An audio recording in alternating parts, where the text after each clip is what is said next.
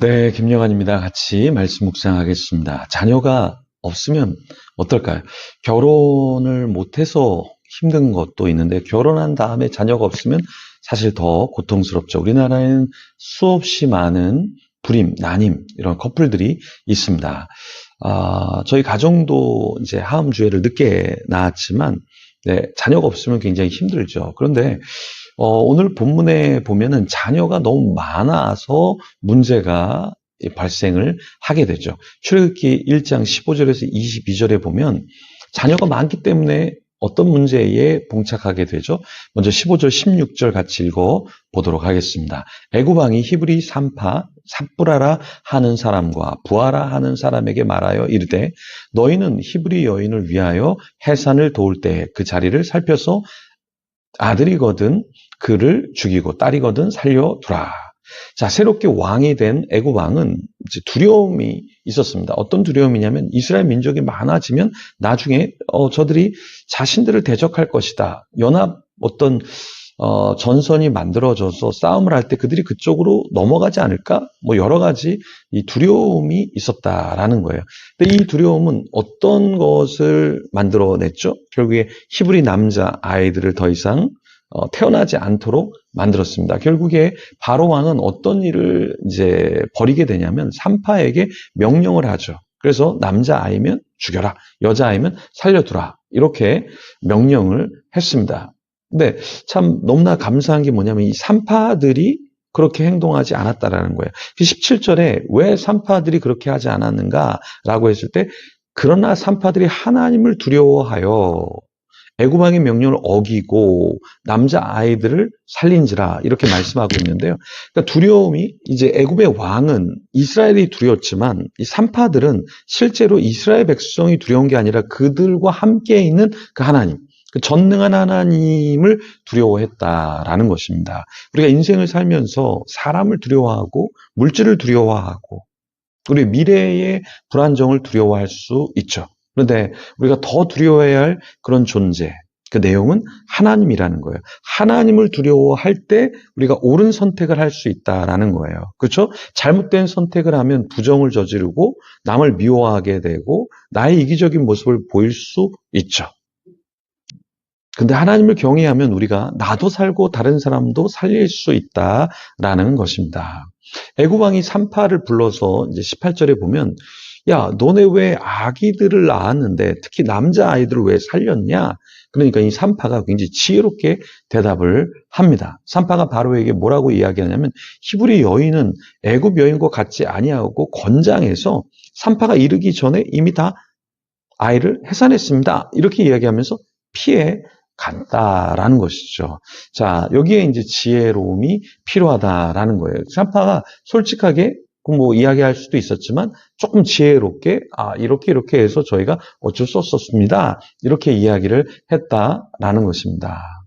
애굽 왕이 히브리 아이를 살린 이유를 물었을 때 이 산파들이 지혜롭게 대답했던 것처럼 우리를 향해서 왜 신앙생활하느냐, 왜 인생을 이렇게 사느냐라고 물었을 때 우리가 좀 지혜로운 답변을 할 필요가 있을 줄 믿습니다. 저도 이 말씀을 묵상하고 나누면서 그냥 뭐 원고를 준비하고 묵상하고 이렇게 나누는 게 아니라 사실은 이걸 어떻게 하면 조금 더 잘 전달할까? 어떻게 하면 함께 조금 더 하나님 앞에 설 수 있을까? 이것을 좀 고민을 합니다. 네. 그러니까 이런 고민과 이러한 과정이 없이는 듣는 사람도 나누는 사람도 은혜가 없을 것이고 또 우리의 삶도 마찬가지로 우리가 믿지 않는 사람 혹은 믿는 사람을 마주쳤을 때 그들에게 하나님에 대해서 제대로 설명하고 간증하지 않으면 그 효과는 떨어질 수밖에 없겠죠. 그래서 우리는 더 우리가 어떻게 지혜롭게 말해야 될 것인가 끊임없이 우리가 고민하고 준비해야 된다라는 것입니다. 네, 어떤 분이 이런 얘기를 했어요. 우리 목회자가 책을 많이 봐야 되는 이유가 무엇이냐?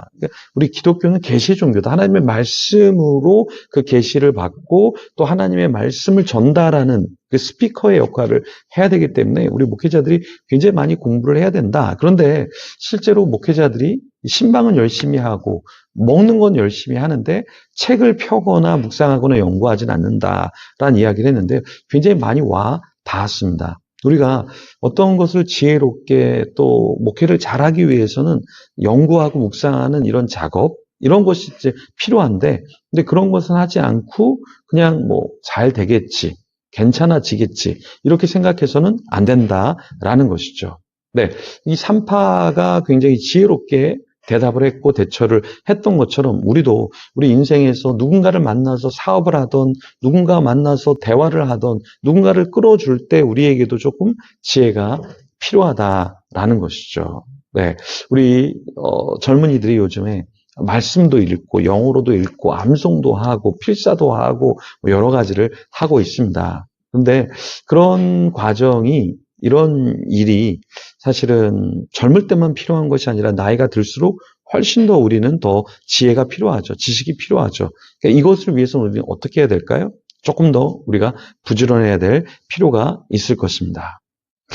하나님을 두려워했던 그 산파, 그래서 자신들의 일을 감당하지만 조금 더 지혜롭게 사람을 살리는 일에 지혜를 썼던 이 사람들, 그런 사람처럼 우리도 영적인 산파가 되어야 하겠다라는 것이죠. 자, 22절에 그러므로 바로가 그의 모든 백성에게 명령하여 이르되 이들이 태어나거든 너희는 그를 나일강에 던지고 딸이거든 살려두라 하였더라. 자, 이제 바로가 다시 이러한 것을 체크한 다음에 뭐라고 이제 명령하냐면, 야, 아들이 태어나면 그냥 나일강에 던져버려. 살아있던지 죽어있던지 그냥 던져버려. 근데 딸이면 그냥 살려둬. 그래서 더 억압하는, 더 아주 사악한 그런 정책을, 명령을 내놓았죠. 네, 우리도 이 세상을 살아가면서 어떠한 것을 마주치냐면, 나는 좀 착하고 싶은데, 나는 선하게 살고 싶은데 세상이 우리를 가만두지 않는 경우가 있어요.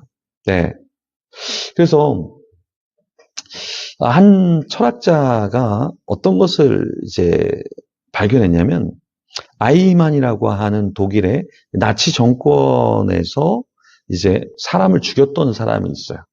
근데 그 사람이 왜 이런 사람이 되었는가를 이렇게 보니까 되게 착한 사람이었는데 어떤 명령, 어떤 사회적인 구조 속에서 이렇게 될 수밖에 없구나. 그래서 인간은 선하지만 구조 속에서 이렇게 형성되어진다라는 것을 이제 밝혀냈습니다.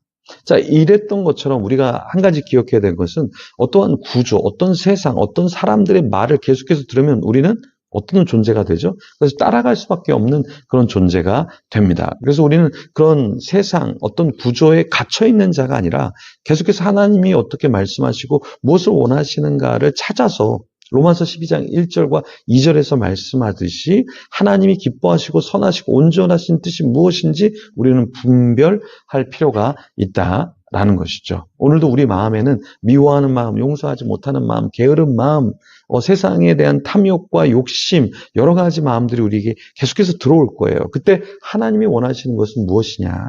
그래서 우리가 좀 분별하고 주님 원하시는 그 삶을 살아내면 좋겠습니다. 그런 저와 여러분이 되기를 갈망하는데요. 같이 기도하면서 우리 하나님이 원하시는 삶을 살아가도록 나아가면 좋겠습니다. 기도하겠습니다.